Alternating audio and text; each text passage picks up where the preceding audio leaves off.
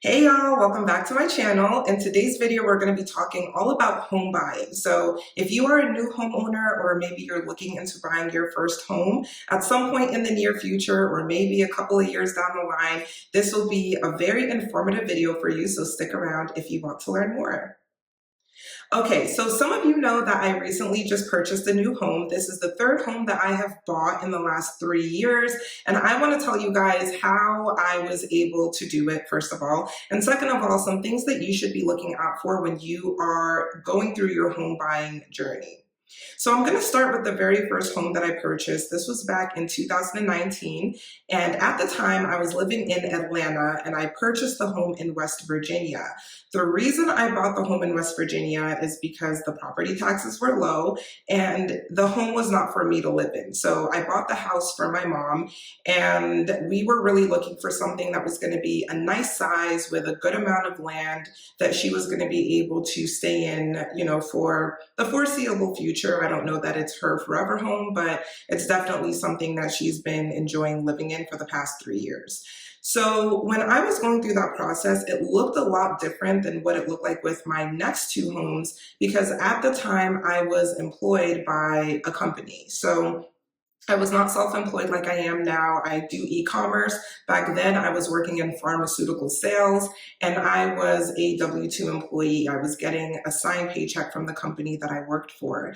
And one thing that you guys should know is that when you are buying a home and you are not a W-2 employee and you're self-employed, the process is a lot more intense, I will say. I wanted to say complicated. It's not that it's complicated, it's just more intense. So let me explain the contrast between the two.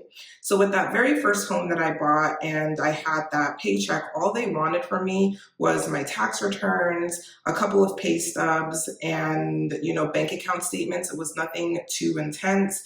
They just wanted to know that I had the money for the down payment and that I was going to be able to afford the home.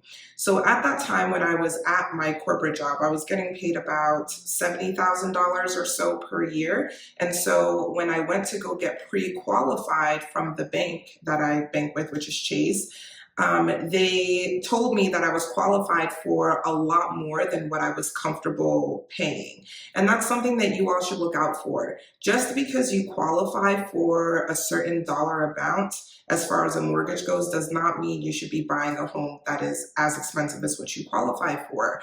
And this is something that I wish lenders and banks would be a little bit more careful about, which is making sure that people can actually pay for the amount that they are qualifying them for. Because what happens sometimes is that people get really, really excited about the fact that they were able to qualify for a $500,000 house, and then they realize that their mortgage payment is going to be $3,000 or something that they simply can't afford. So you really should be looking for homes that are reasonably priced and something that you'll be able to keep up with the monthly payments. And they do go through processes and checks to try to make sure that you can pay for it, such as looking at things like your debt to income ratio, which basically is just a measurement of how much you owe versus how much you make. And if you're able to comfortably make those payments, they look at other things like your credit score. So it's a culmination of multiple different things before they can really determine if they're going to fund your loan or not, if they're going to give you the money to buy the house or not. So let's go back. This home that I bought in 2019, it wasn't very expensive. The purchase price of the home was right around $200,000. And I say it wasn't very expensive because the mortgage in and of itself is about $1,200 to this day, which I think is reasonable considering that there are one-bedroom apartments in California that go for $3,000, $4,000 a month. I think it's fairly reasonable. And the home is 4 bedrooms. There's space in there. There's a lot of land. So that was the very first home. I would say that that process was about a 3 out of 10 in terms of difficulty. It wasn't difficult. I was able to get the documents easily and it was a pretty smooth process, aside from the fact that I was in Atlanta and buying the home in West Virginia. So I had to catch a couple of flights, but aside from that, it was smooth sailing. Now, the second home that I bought, this was in 2021. And as we all know, this was during and I don't know if YouTube is going to be weird if I say it, so the pandemic, Yes, I bought that house during that. And fun fact, I never even saw the house until I got to the house. And so at that time, I was living in California. I decided to buy in Las Vegas. And Vegas just seemed like a good place to be. No state income tax, lower cost of living. And all of my work is done online. So there was no real reason for me to stay in California. So ended up moving to Cali. The home was more expensive, about double the price of the first one that I bought. And the interest rates were extremely low because of everything going on in the world. Again, I'm not going to say the word, but y'all know what I'm talking about.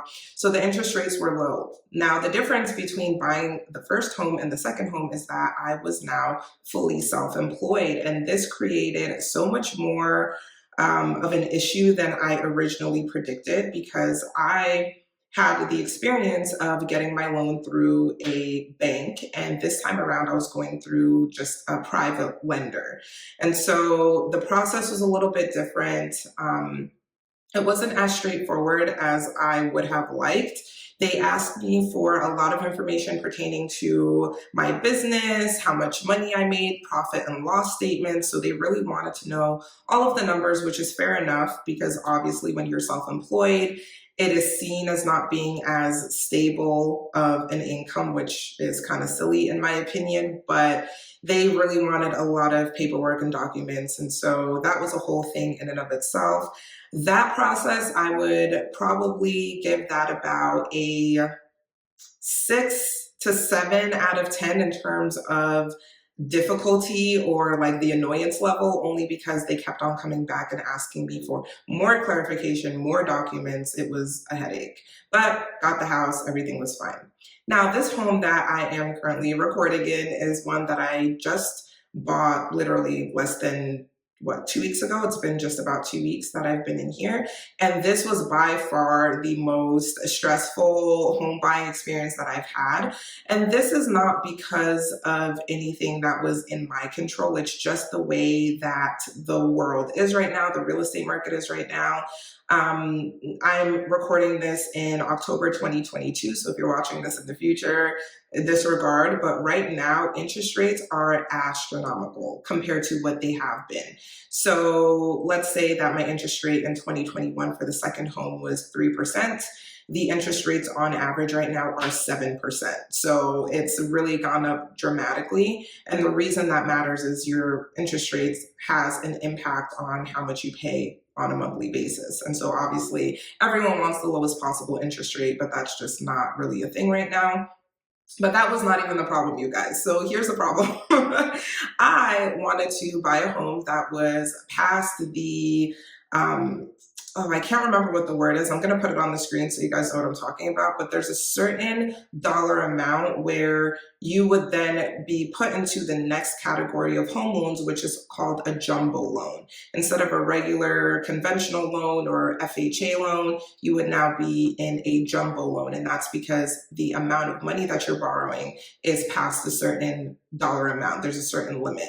And so this home was past that. And so I was in the category of looking for a jumbo loan. Now, lenders for jumbo loans require a lot more information and a lot more paperwork, especially because I am self-employed once again.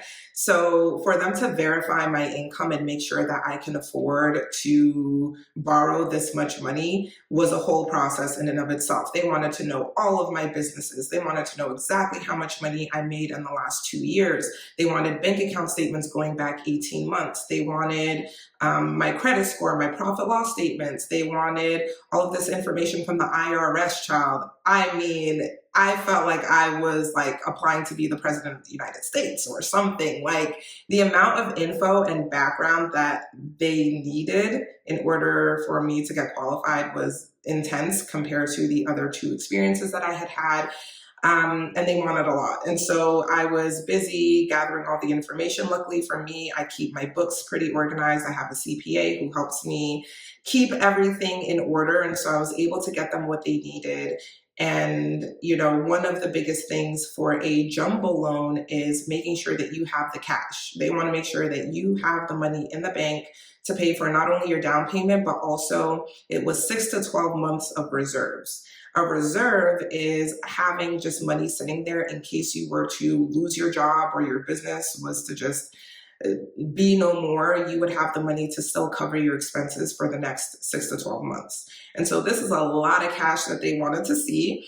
Luckily, and through hard work and everything, I was able to have the money in the bank to be able to afford it and, show the numbers that they wanted. But it was a lot. And these are like, we're talking 6-figure numbers that they're looking for. So that was something that was new for me and scary for me as someone who grew up in apartments my whole life.